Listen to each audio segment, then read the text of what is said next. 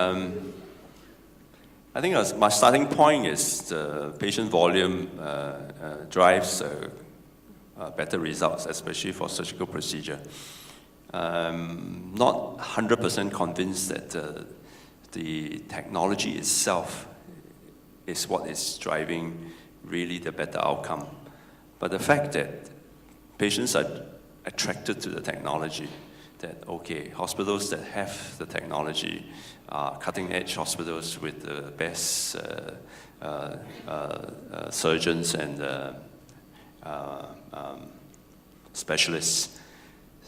That in itself attract a large volume of patients, and therefore the team becomes better. And that may have a bigger impact to drive a better outcome for those patients who visit surgical robot centers that can afford the team, the technology, and therefore they have higher volume and better outcome.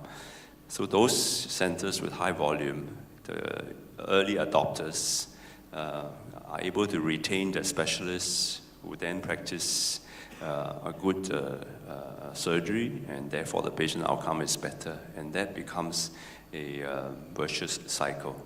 But the late adopters that see the robot as a competitive advantage and invest may not have that competitive advantage and therefore lose money.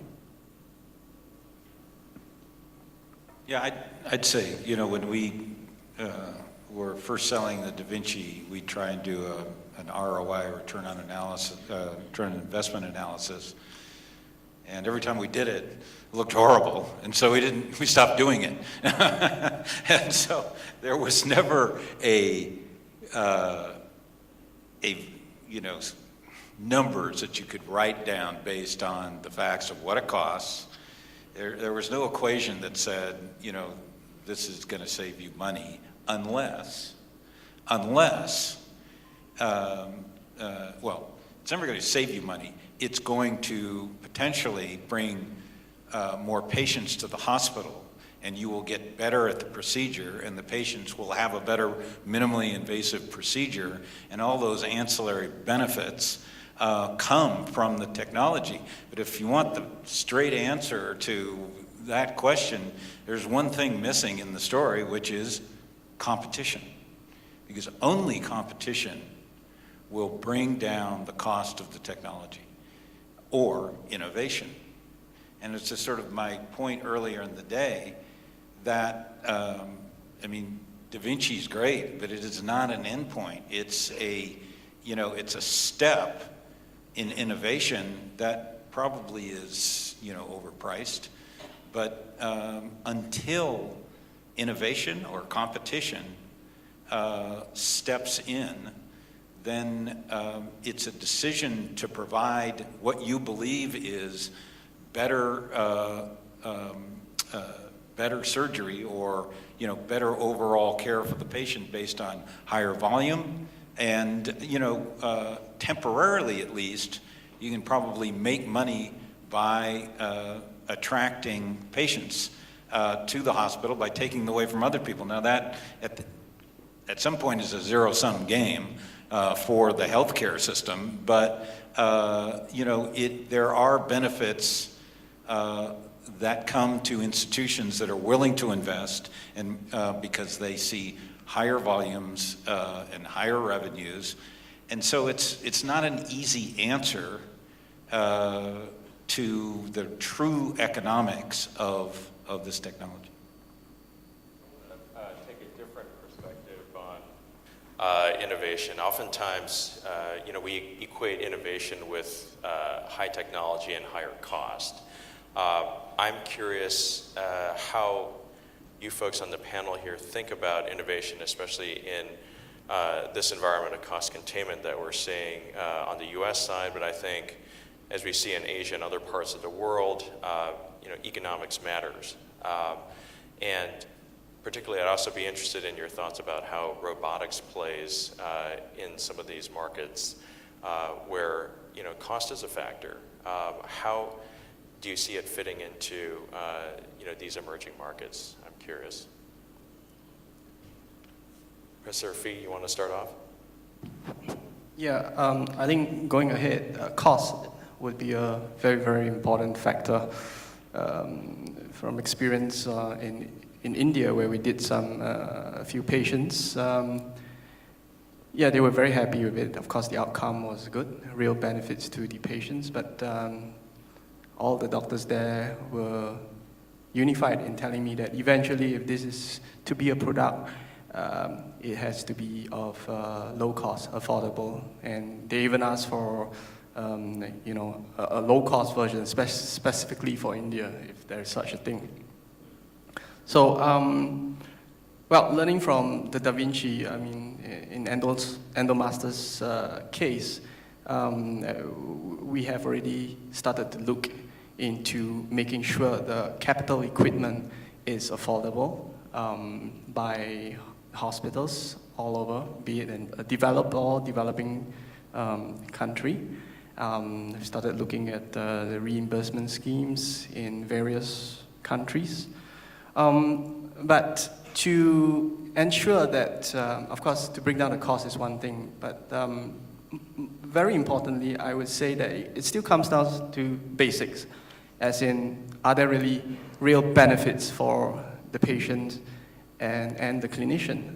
So the things we do at Endomaster is that we are doing procedures whereby the machine becomes an integral part of the procedure. As in, you want to perform this kind of surgery without making any extra incisions, you have to use this equipment. If you do not use this equipment, you cannot arrive at this point. So, that makes it a very important aspect of the procedure itself. Thank you. Prof. Chang, Dr. Mall, any comments? Cost containment. Yeah, it brings me back to the first question, which is innovation and social conscience. To me, we have to state the cost of what is true to our mission to improve the care of the patients, and not even talking about process improvement, which does not incur the same third-party costs of all the patent and lawyers' fees and all the investment to bring a safe technology to market. But really, I think the innovator have to stay true to the costs and don't look at the potential commercial return as a driver for the innovation. Then I think we can somehow divorce from all the huge cost that is involved in bringing a technology. For instance, we know that there is a technology for, let's say, treating childhood diarrhea in the developing world that doesn't cost a lot. But because the commercial world does not support this implementation of the strategy, millions of children are still dying of childhood diarrhea. Malaria vaccine is slightly different. I think drug development costs are very high, and malaria vaccine is very difficult to develop because there are variations all the time. But I think the researcher in me says that I have to stay close to what is the first question, what is the problem they're trying to address. Then we can kind of separate the cost from the actual innovation. On the other hand, Dr. Moore was absolutely correct that the problem with Da Vinci robot was it is a monopoly until now. If there was no monopoly, if computer motion was around, just like LASIK, the costs have gone down a lot because of competition. A lot of other very expensive technology 10 years ago are now much more affordable because of competition. So somehow we have to introduce the market forces into place even in this arena. Question here.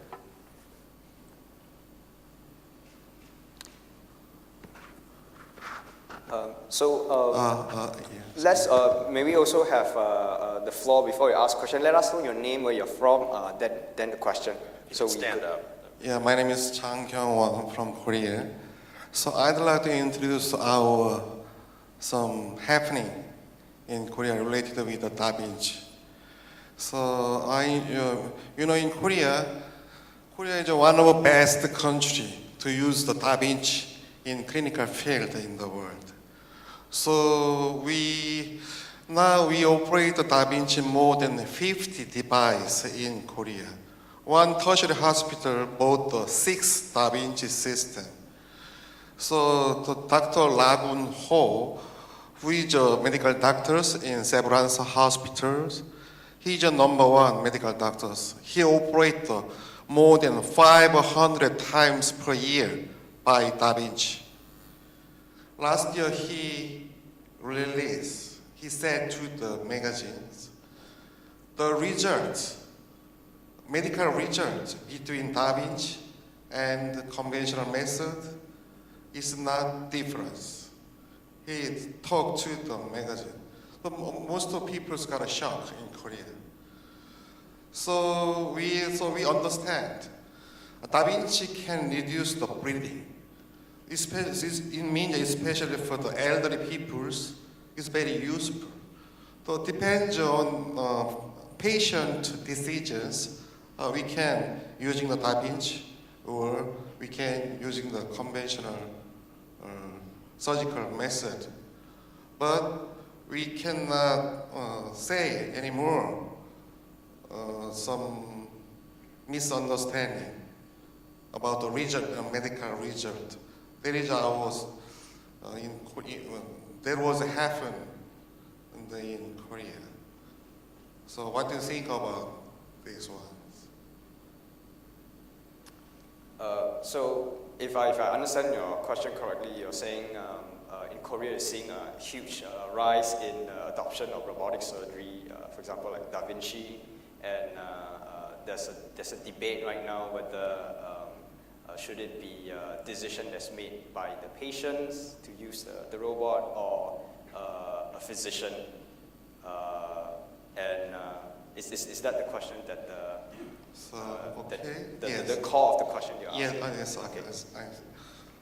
So one doctor said the fact he's a very famous medical doctor. Mm-hmm. He using the Da Vinci more than 500 times per year. Mm-hmm. He know very well the advantage of using Da Vinci. But he said he cannot find the difference between Da Vinci result and conventional surgical result. Right. So it makes a big happening in Korea last year. So we understand. Depends on patient decisions. If I want to secure the quality of life after surgery to reduce the breathing and reduce the administration period in the hospital, we can choose. But doctors cannot say anymore some expression, the meaning of more good result by Da Vinci than conventional surgical method. So I guess maybe if I digest the question correctly, any comments from the panel when the physician may or may not adopt robotic surgery, but maybe the patient, we actually now defer this medical decision to the patient, whether they want to have the procedure done with robotic surgery or traditional laparoscopy. So when there's this situation happening, what's your take? I don't practice, but I know my reaction. I mean, this is not new. I mean, physicians, gynecologists for 100 years or 20 years anyway, have been saying, "Oh, I do laser surgery. I don't know if you're the right candidate for that, but I have a laser." And if the patient is asking to have laser, because they don't know what laser surgery is, they just know they want it. And so I think, if I was a surgeon, I'd handle the robot question the same way. We have a robot. Sometimes I use it on particular patients, sometimes I don't. I will make that decision. And because what I don't think makes any sense at all is for a surgeon to use the Da Vinci because the patient's asking for it. The surgeon ought to use the tools that give them the best, ability to do the best procedure.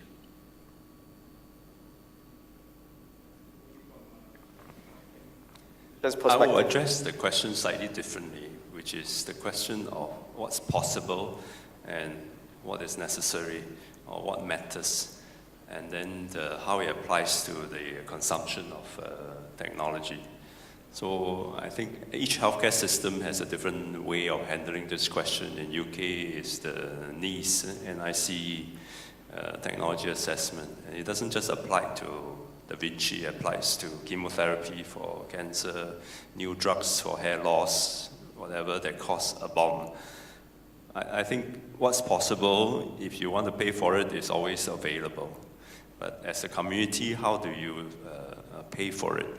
Then my answer to that is that if it makes a critical value proposition, that means if it matters, then I think the community as a whole need to kind of put a bet on it and put faith in the technology and say that yes, the correct treatment, the correct surgery, the correct medicine, ultimately and it actually save costs as a total package. So if you have someone who is inexperienced and have to do MIS for prostate cancer, let's say, and the patient is incontinent and impotent and spend the rest of his life on diapers and take Viagra. In the end, the cost may be higher than if the country as a whole invests in a robot that has proven better results because of the technology. So I think it is a conversation that we will have to have. Prof, any comments? Dr. Wong? Oh, So, I think this is an evolving debate, but I think what I hope is true is that Da Vinci's been successful because surgeons believe that they do a better job by using the device. And, it's sort of like my question on the Mako hip procedure. If the surgeons believe that they can be more accurate in placing a prosthesis that the patient's got to live with for the rest of their life or the next 20 years, it sure seems like a good idea for me. Now, if they can't afford it, they can't afford it. And if the hospital can't afford the technology, then, it's really, as we heard today, for example, there are two Chinas. Well, there's two Indias. There's two Americas, and some people, and, it's a fact that, that there are technologies that only serve the people that can afford them.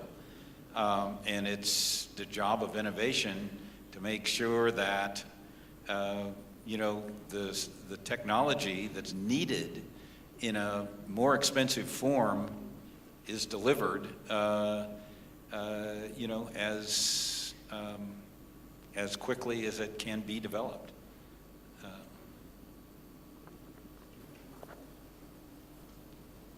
Okay, let's take another question from the Pigeonhole. This seems to be on a lot of people's minds, but on a general note, what advice can you give young Singaporeans who are interested in medtech entrepreneurship and may not have a clear passion for one specific clinical area? How would you provide guidance to a would-be entrepreneur? Let's start with Prof. Fee, since you're right in the middle of it. Well, if you are in this room, obviously you are interested in medtech. And if you're an engineer, well, I guess you have in mind to do something that benefits a patient, to improve healthcare. So I guess passion is very important.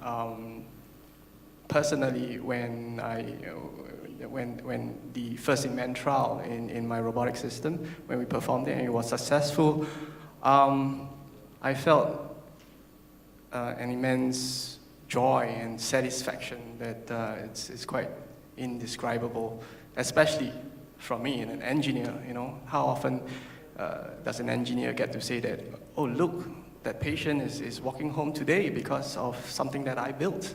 You know, normally it's the doctor who would say, yeah, see, yeah, I'm glad he did a certain surgical procedure that enables the patient to walk home that same day. So I guess if you have the passion, that is already a good way forward. So the next thing is really to look at, from a technological point of view, what is something that you could be good at, and before you even start it, like what Professor Ching said, make sure you are sure about the application. And there's only one way to be sure of the application. You have to recognize your customer. And in this case, the customer is the clinician or the doctor. So go find somebody in the hospital, in the clinic, that you can be friends with and who is willing to share with you from a medical or clinical point of view the problems of his day-to-day work. And both of you, the engineer and the clinician, have to be good friends. You know, things will only work if you talk at the same level. You know, nobody has to be the boss. It has to be segregated such that in anything to do with medical stuff, the clinician, the doctor is the boss. Anything to do with